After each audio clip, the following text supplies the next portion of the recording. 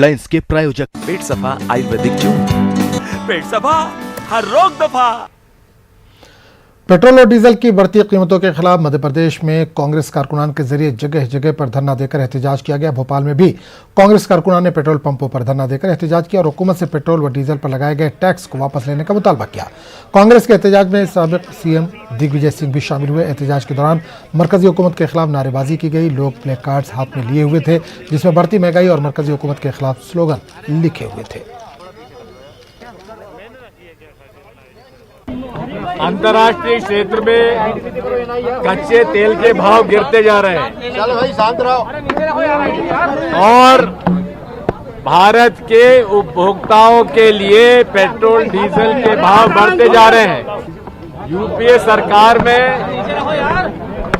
central excise duty होती थी 9 रुपए,